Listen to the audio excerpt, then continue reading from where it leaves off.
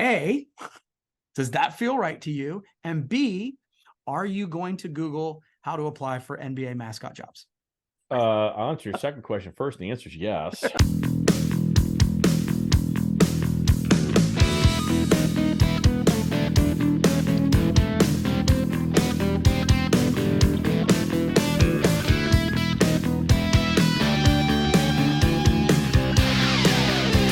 right.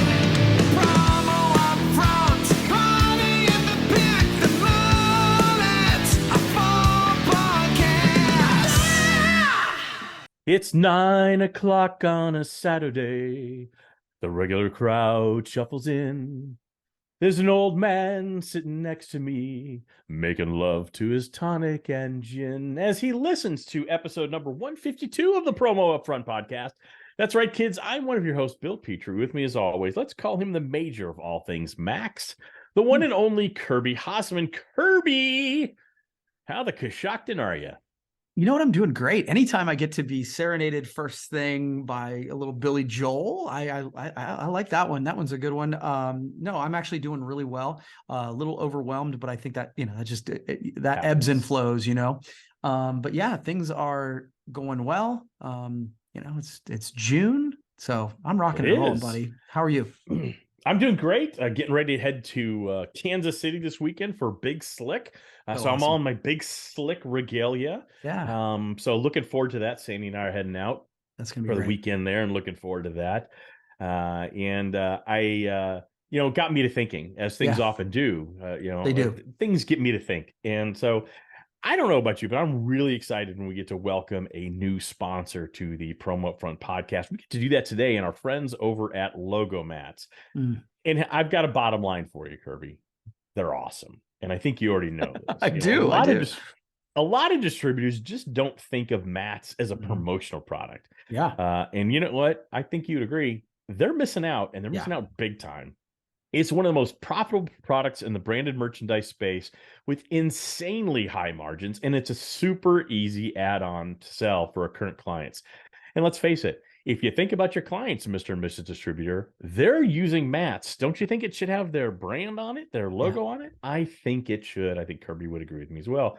Kirby, I think you know the answer to that question. The answer is yes, isn't it? They should have brands on those mats. Yeah, and honestly, one of the things, and we have, like, if you walk into our lobby, we have Logo Mats logoed. We've done them for ourselves, and that's one of the things I would recommend is to work with them to, practice what you preach, so that when people walk in, they actually see it. And we've done it with a couple different kinds of the Logo Mats. So you've got the kind that actually absorbs water. I think it's called the Water Hog, and then some others. And so, yeah, not only great imprint, great quality. I'm a big fan.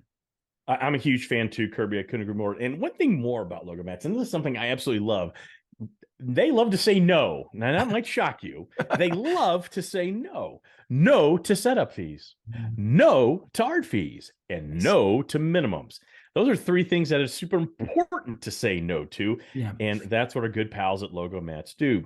Everything's made right here in the US of A, which is why they're happy to offer a 100% satisfaction guarantee. So if anything doesn't go exactly right, and I will tell you, I've worked with Logo Mats. I know, Kirby, you have. Yeah. I've never had anything go wrong, but let's say on the off chance something does, they're going to replace the mat or refund the distributor 100% of the time. That's a guarantee you can take to the bank. And I love that they stand behind not only the product, but also the manufacturing and the quality of it.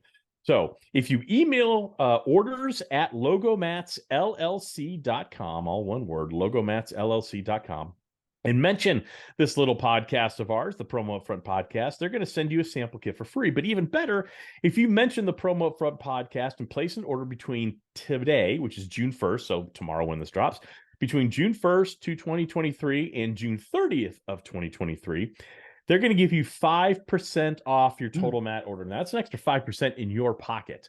Maybe it'll help you win an order if you're in a real competitive situation, or maybe it's just extra profit for you. But that's what they want to do for Promo UPFront listeners. So that's awesome. So head over to logomatsllc.com today. Miles Wadsworth, the great team over there, they're going to take care of you, and you won't be sorry you did. All right, Kirby. So we have episode number 152 today, and I've got a couple good topics today. I Okay. have the upfront. I want to talk about something that was announced yesterday, actually, on May 31st. The Women of Achievement Awards have yeah. been announced by PPAI, Promotional Products Association International. They're giving away 2 this year. Usually they give away 1. They're doing 2 this year. Patricia Awesome. Dugan, who's the VP of Sales at in marketing at Budget Card. Mhm. And I don't know Patricia very well, but reading her bio, very, very Yeah. impressive.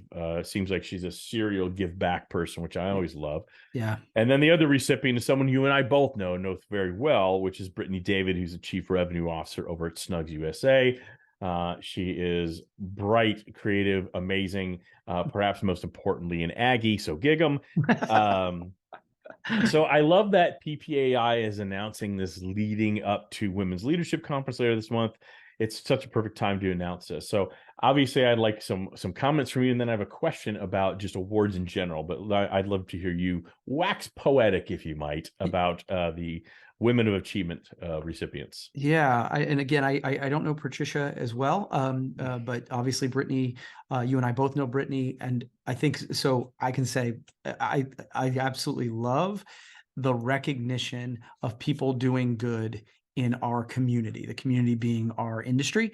And so like, honestly, and obviously it's even more special when you know somebody and you can attest to, the attributes that they're being recognized for. And so that's exciting. But honestly, my take on this, and we talk about lists sometimes, but just the basic recognition of good work in the community, in the industry. Like, we could do this every week if it were up to me. Yeah. I like, this makes me feel better about humanity, about our industry, about the things we do. And so Patricia, Brittany, congrats. And honestly, thank you. So yeah, 100% couldn't echo your comments better. So totally agree. Thank you both very much for your contributions and your continued contributions. But one of the things I thought about was exactly what you said. I love awards like this. Yeah, it's subjective. I don't really care about that. It's an award and recognition, and it's always going to be subjective. And I think it's wonderful. But I was thinking, what awards would you like to see? And so I'm kind of blindsiding with you with this. So I've got a couple, or if you would like to go, if something's popped into your head, I will yield the microphone.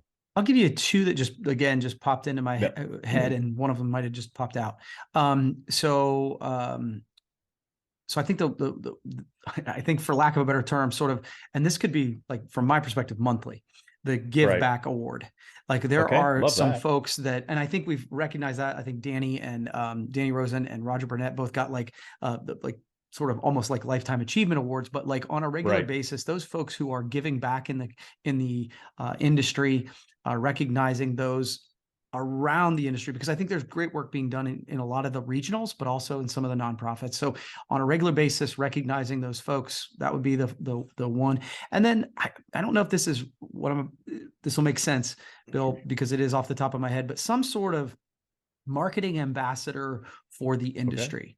So someone who is, obviously in doing this, you're going to promote your own company, but I think it's much more like, okay, how do you represent our industry in such a way that it elevates the industry? And I think there are a lot of people doing good work in that space. And I think recognizing those on a regular basis, both of mine are not yearly. Like, let's bring it up quarterly or whatever. I think, because those give us people that inspire us, but also people we want to emulate. Right? Like, I'm like, ooh, I love what they're doing. How can I build upon that? And so those are the 2 that just popped into my head. Right. No, I love those 2. I was thinking, me personally, I thought more in terms of yearly. I'm kind of on the fence with a monthly thing, because sometimes I think that becomes a little bit of I don't know any other word to describe it, a chore for the people who are choosing that. That's but maybe quarterly we could kind of split the difference. But I love, regardless whether it's monthly, annually, quarterly, I love the 2 you came up with. The ones I thought of were, I'd love to see something. These are, in my mind, these are all nominated. These are not pay to play awards, Love like it. Pyramid Awards, Agreed. things like that. These are all nominated. It's peer nominated.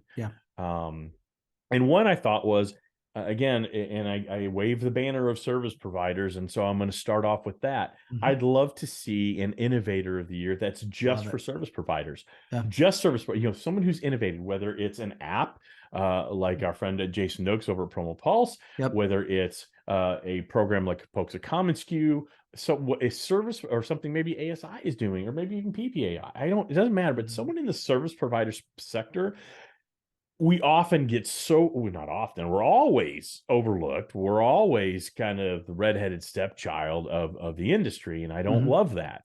And so I think taking the time to recognize those innovators would be important. So that's number one. Number two, I called it agency of the year. Now, this is open only for distributors, but it's based on creativity and innovation, not sales. I think too often we get caught up in the numbers, and you miss out on a lot of good companies that are doing some really amazing things. Maybe they are newer, maybe they have just different ways of doing things, and maybe they just don't hit that top 50 Yeah. threshold or whatever Like that. the threshold is. So the agency of the year, and that again, kind of instead of calling it a distributor, we start changing the Yeah. dynamic I do like the changing of the language. Yeah. Okay. You got another? And then I got one more, and this is probably lame. I probably should have just quit while I was ahead, but I think you got to recognize suppliers too, and maybe innovative product of the year. ASI does what is the product of the year, almost like the man of the year or person of the year for time, I should say. But I'd love, so I guess it's already done. So I guess I can stop talking now. But I'd like to see that, specifically recognizing a supplier for bringing something new to the market, I guess is the way I'm trying to position it. Yeah, I like that. And maybe it's not one product. Maybe it's a product line. Maybe it's Could be. hey, you came up with the most innovative new product, selection. I don't know. It could be a new way to present a product that's been in existence for years. It could, but I something that elevates the product offering specifically in the industry. Okay, so I want to. You've got my wheels turning. So on the Service Provider Innovator Award. Yeah. Okay, so what month are we going to announce our Service Provider Innovator of the Year award? Yeah, we keep banging that drum. So let's stop. Well, I actually yapping our lips and actually do it. I'm going to answer your question. It's something that I've talked about for a few years, and this. It was kind of jokingly based off the Dundies of The Office. I said I'm going to give out the brandies from Brand of 8. Okay, and so I'm actually that might be in development. Kirby. Okay, you and I can talk offline about that, but it might be time to bring it. Might be time to dust off the brandies idea. Yeah, I like it because I was thinking about it while you were talking about it, because you're right. PPAI is, could be considered a service provider or whatever. And it's like, Absolutely. So I don't know that they're the right folks to do it. And so I'm like, well, okay. Whenever that happens and I look around, I'm like, well, we could do it. So I think that's interesting. No, why couldn't we? Yeah, so I might dust off the brandies again. I don't know. So we can talk about that offline, but I like it. I like it too. You know what else I like, Kirby? I like questions I ask rhetorically to distributors on a weekly basis. And here's the one I've got this week. Hey, distributors, is your marketing working? If you can't answer that question with an immediate, why, certainly it is, Bill and Kirby, then you need to reach out to our good pals at Promo Pulse. We just mentioned them a moment ago. They can help you consistently amplify your sales through stunningly beautiful outbound marketing that's so easy. You customize it, you set it, you forget it in 5 minutes. The results are amazing. Kirby's used a lot of distributors who listen to this broadcast have used it as well. You can learn more at promopulse.io/amp. You won't be sorry you did. All right, Kirby, you got a topic for us? I do. And this might be a quick one, but I'm just kind of curious. So just saw this headline this morning. Delta Airlines has been hit with a proposed class action lawsuit alleging that the carrier's claims to be the world's first carbon neutral airline is false and misleading. So essentially, they are being sued for greenwashing. So in early 2020, Delta announced it would spend $1 billion to mitigate greenhouse gas emissions. And it's been filed in a California federal court. The complaint alleges that the carbon credits that a lot of the folks are utilizing to say that they're carbon neutral are, quote, junk. And that e-conscious flyers would not have bought Delta tickets if they'd known the airline was not genuinely carbon neutral. So just want to give you background on that. So my question really about this is not specifically about Delta. It's more about the idea that I think many organizations are, whether they are working to be carbon neutral, there's a lot of folks that are working to market that they are carbon neutral.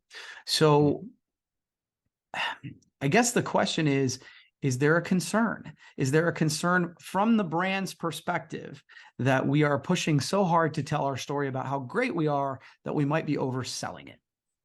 Oh, I don't think there's a concern. I think it's an actual epidemic. Yeah. I think so many companies rushed. First of all, a couple things. One, again, who's the governing body? Who is actually auditing Delta and any other organization that claims to be carbon neutral? Whether it's, I know, like, for example, I'm a big Formula One fan. Yep. They're pledging to be carbon neutral, or basically carbon neutral by 2030. I don't know who's auditing that. I have no idea. It's great marketing. It looks good. It's at every race, and then it's they have a great tagline: net zero by 2030. It sounds wonderful, awesome, yay! I don't know who's auditing that. I don't know who audits the Delta Airlines thing, and I think sometimes good intentions, as my dad used to say, the road to hell is paved with good intentions. I think good intentions sometimes get blurred with trendy marketing. And when those lines get blurred, I think, exaggeration tends to happen. Yeah. So I don't work at Delta, and I don't work at a governing body that, decides if they're closer to, carbon neutral, whatever they're trying to achieve. My guess is they're taking steps to do that. Because it's not only good for the environment, it's good for business as well. Yeah, of course. Are they where they're claiming to be? I doubt it. There's probably something to this. Now, does that mean there should be a class action lawsuit filed? No. Does that mean that people are yes, I am sure there are people that do choose how they fly or what airline they choose to fly on based on sustainability.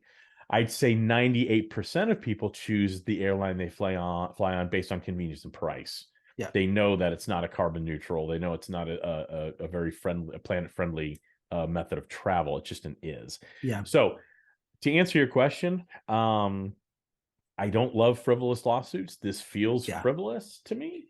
Yeah. But if you're gonna put yourself out there as an organization that we've accomplished this, and it's something that people pay attention to, you better be able to back it up, because I think there might be merit to the case. I think it's silly, but there might be merit to it. Yeah, I find myself saying a lot, because I get questions. There's backlash about other, marketing campaigns. In the Pride Month is something that there's been a lot of pushback, and people, because we're in the marketing space, some of my clients will be like, well, you're in the marketing space, what do you think about this? And I think that the thing I find myself saying all the time is that if what you are marketing is core to your identity, you have nothing to worry about. Correct. Right. I think that and you've been sort of banging this drum for a couple of years, is that we change our profile picture and think, oh, now we're doing this and now we're doing this, but it's not who we are at our core. I think of, if you are supporting carbon neutral and that's who you are, that's going to be, even if people kind of nitpick things with your thing, you're like, but you can stand on, this is our mission, this is who we are.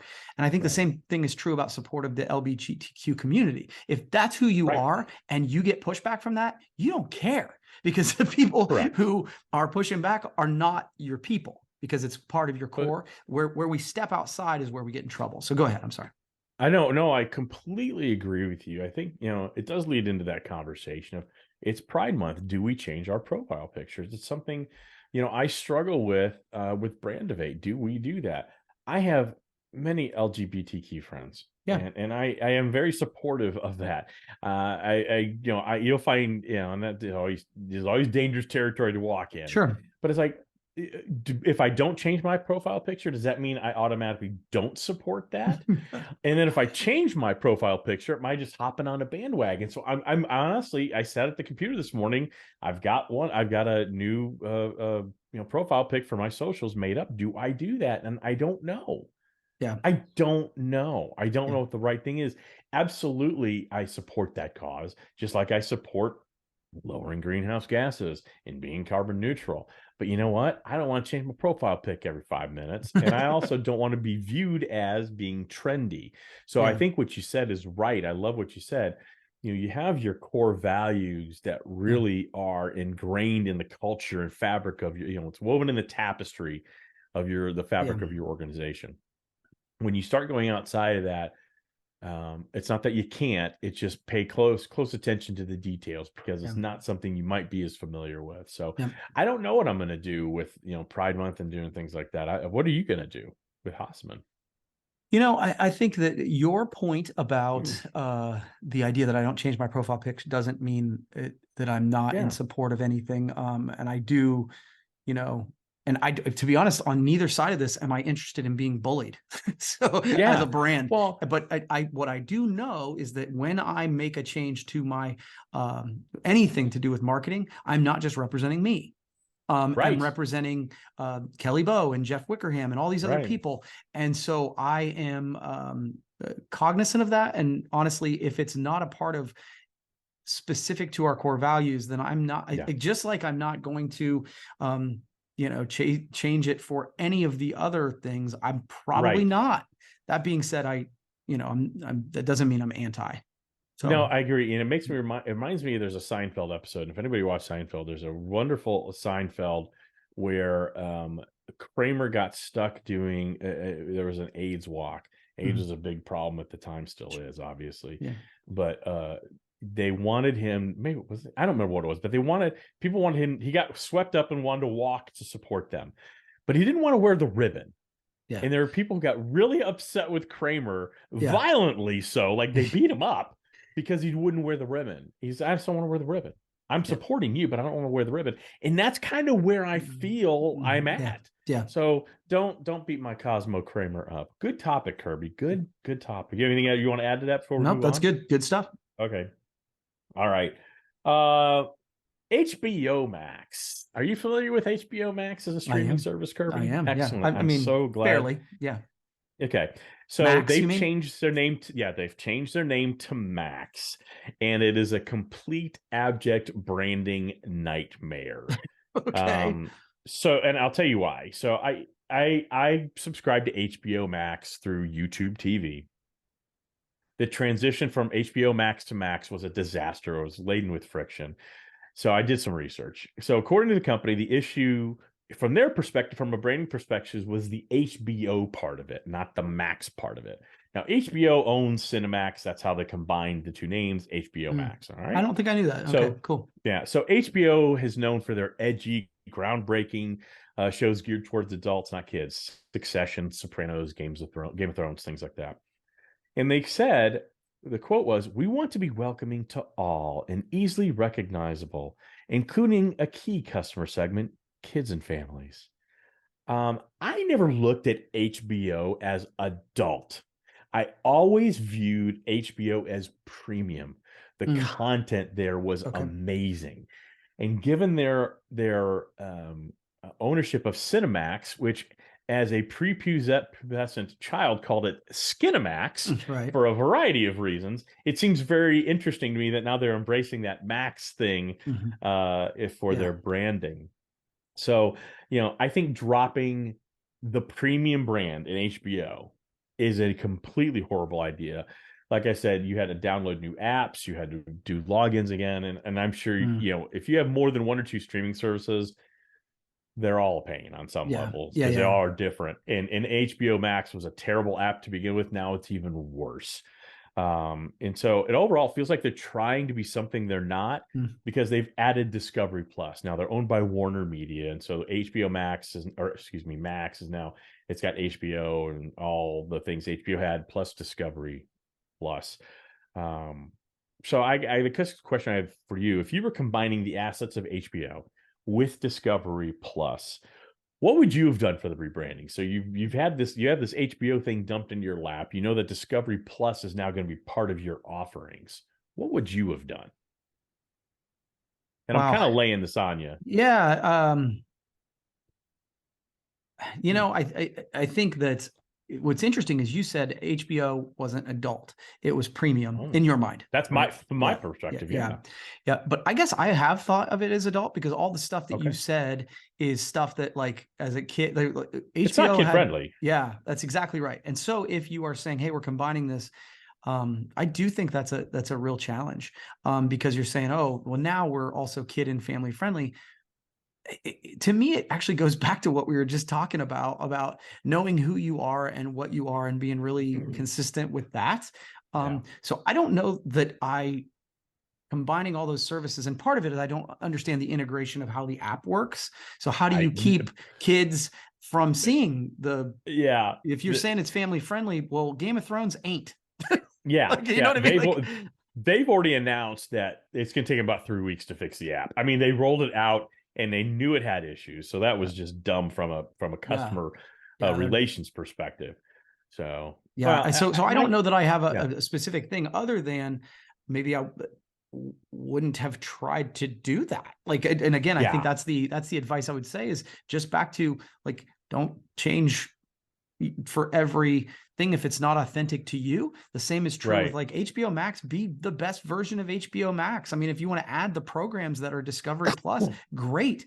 It's not like I can't watch them as a 49-year-old guy, but I don't want my grandson watching whatever it's The Sopranos.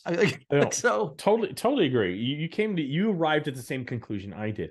The name HBO Max wasn't the problem. Agreed. There was you solved a problem that didn't exist. Yeah. Is what you did. Yeah. No one thought HBO Max, I'm not going to subscribe to it because of HBO. HBO, when it was formed, stand for Home Box Office. That was the name of it. It was a cable premium. It was a premium cable TV service. It's not come with basic. That's why I associate with premium content. So I think 4 out of 5 people, I think if you ask them what thought comes to mind when you think of HBO, I think they think high quality shows and movies, things like that. There would be people who might think adult, but I think I planted that seed in your mind. Personally. Well, and maybe, I think they've but now I planted also, it. I think that's fair. But I also think, again, the programs that I would want to watch on there are all stuff that I wouldn't watch with my kids. Right. Like, so, the idea of making it family friendly is it's a strange stretch to me. Well, see, where I would push back with you is HBO can be, any network has adult shows on it. Any, I don't care what, well, maybe not Discovery Plus because it's all food and gardening and stuff like that. But most of your networks, most of your other premium subscription services, there are things on Apple TV like Ted Lasso that are very family friendly. But are they? I mean, you have you have Roy Kent saying the F word every 5 seconds. Yeah. So, but I don't think of that as adult. They've got a lot of programming geared toward families and kids. Same thing with HBO. They own the entire DC universe. So you're telling me Batman movies aren't geared toward kids? They are. So HBO, in my mind, wasn't the problem. They created a problem. All they need to do is reposition it. Say HBO Max, because I like the fact that includes Max. I like the fact they use the word Max. A, it's a throwback to they own Cinemax, but B, everything's plus. I'm tired of this plus, that plus. So I like that. All you do is reposition it. Say we are now a branding entertainment hub with something for everyone. That's it. There's your solution. But you know what?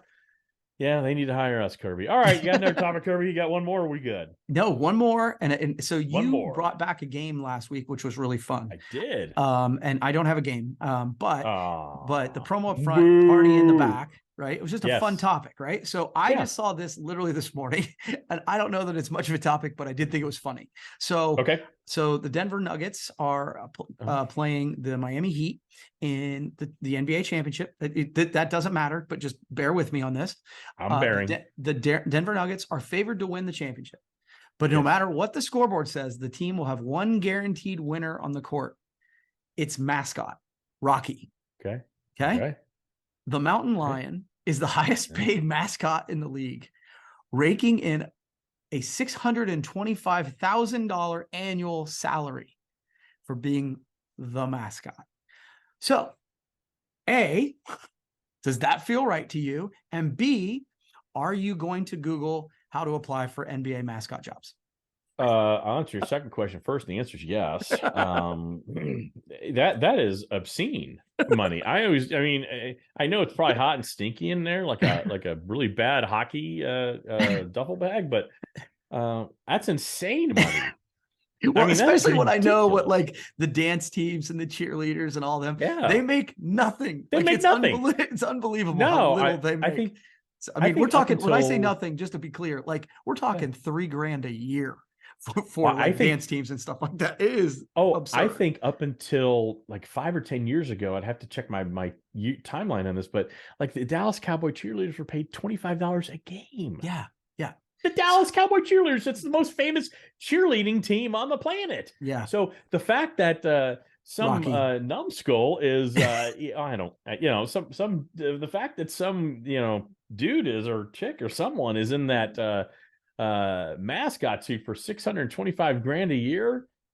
Kirby, you and I are in the wrong business, but I'll tell you who's not in the wrong business, and that's our good pals over at Logo Mats. You know why? They know exactly what they're doing. They are experts at it. Logo Mats. I love when a brand tells you exactly what they do, and Yep. that's exactly what they do. They stand behind everything they do with 100% satisfaction guarantee. I love that. It's made here right in the United States, right down the road from me in Georgia. So made here in the United States. They stand behind their quality. And you've got such a great team there with Miles Wadsworth and the entire group there at Logo Mats. So if you email orders at logomatsllc.com and mention this podcast, they're going to send you a sample kit for free. And if you mention, again, this podcast, when you're placing an order for the entire month of June, you're going to get 5% off your total mat order. And I got to tell you, that's money in your pocket that gives you a little bit of a competitive advantage. Yeah.